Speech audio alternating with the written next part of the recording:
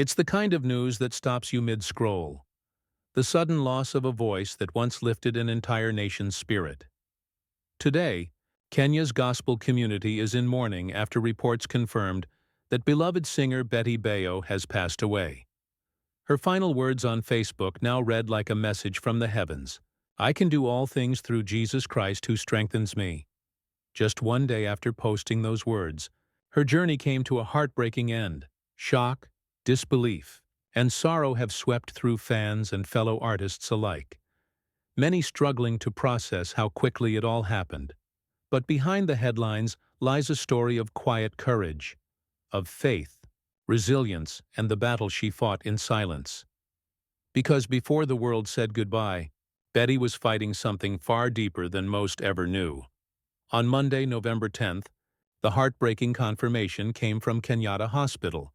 Bayo had passed away while receiving treatment. Her ex-partner, Pastor Kanyari, with whom she shared 2 children, broke the silence first. His short message said it all. "R.I.P. Mama Sky, the mother to my kids."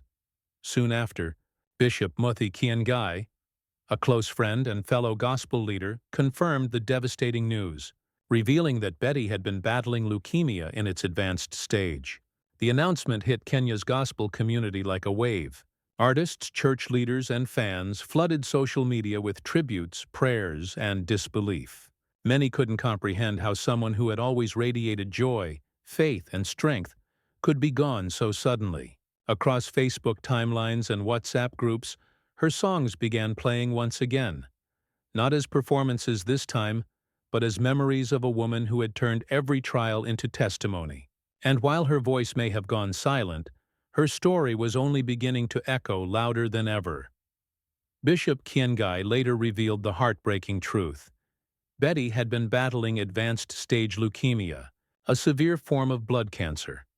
Even through the pain and hospital visits, she refused to let her spirit dim. Friends say she remained the same joyful soul, always smiling, always saying God is still good. She continued to share messages of faith online, posting scriptures and encouragements that no one realized were written from a hospital bed. Close colleagues from the gospel industry had been quietly standing by her side, organizing prayer chains and small fundraisers to help with her treatment. But Betty never wanted pity. She wanted people to see her faith, not her struggle. Those who visited her say she always found a way to comfort them, reminding everyone that miracles happen in silence. And yet, behind that radiant smile, she was fighting a battle few ever knew existed. For many Kenyans, the name Betty Bayo will forever be linked to one song, 11th Hour. When that track first hit the airwaves, it wasn't just another gospel release. It was a message of hope wrapped in melody, a reminder that faith can still turn things around when everything feels lost. Churches sang it, radio stations replayed it, and for countless listeners going through hardship, her words became a daily prayer. Betty's voice carried something deeper than sound. It carried strength. She turned personal pain into public praise, inspiring an entire generation of young gospel artists to find their own voices. Those who worked with her describe her as humble, gifted, and completely devoted to using her talent for good. She didn't chase fame, she chased meaning, and in doing so, she became one of the defining voices of modern Kenyan gospel. Yet her life story was not only about music, it was also about resilience through public storms. Away from the stage lights and microphones, Betty's personal life was filled with both heartbreak and healing. She was once married to Pastor Kanyari, a well-known preacher whose name became tied to the infamous 310 scandal, a controversy that tested both her marriage and her faith. When the public turned its eyes on them, Betty quietly chose a different path. She stepped back, focused on raising her 2 children, and began rebuilding her life one prayer at a time. Those close to her say she never spoke with bitterness. Instead, she turned the experience into strength, proof that grace can grow even in pain. Years later, love found her again. In December 2021, she tied the knot with Hiram Gitau, better known as Tosh, in a traditional ceremony filled with laughter, music, and gratitude. In her own words, Betty said what drew her to him was how he feared God, respected me, and loved my children. For her fans, it was more than just a wedding. It was a second chance, a story of faith restored and love reborn. Even in love and loss, her journey reflected the verses she once sang. As news of her passing spread, an outpouring of love flooded social media. Pastors, fellow gospel artists, and fans from across Kenya and beyond filled timelines with prayers, memories, and old clips of her songs that once carried them through their darkest days. Some called her a light that never dimmed. Others simply wrote, "Thank you, Betty." But it was Bishop Mothi Kiengai's words that echoed deepest. She has rested after serving. Cancer will also die one day.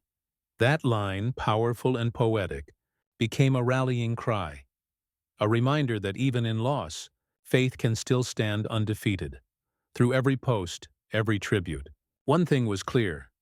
Betty Bayo had touched lives not only with her music, but with the unwavering grace she showed through her pain. And perhaps the most haunting moment of all was her final message, written just a day before her passing. "I can do all things through Jesus Christ who strengthens me." For millions who read it now, it's no longer just a verse. It's her farewell, a declaration of faith that outlived her voice, and a final reminder that her spirit never stopped singing. In the end, Betty Bayo's story is one of faith that never faded. She wasn't just a gospel singer, she was a trailblazer, a woman who turned every challenge into a message of hope. From the humble beginnings of her first song to the anthems that filled churches across Kenya, her voice became a symbol of perseverance, grace, and courage. Even when life tested her, she faced every storm with prayer, every heartbreak with forgiveness, and every illness with unshaken faith. Her legacy isn't defined by the illness that took her life. It's defined by the light she left behind. She sang about the 11th hour, about faith when all seems lost, and in her final hour, her faith never wavered.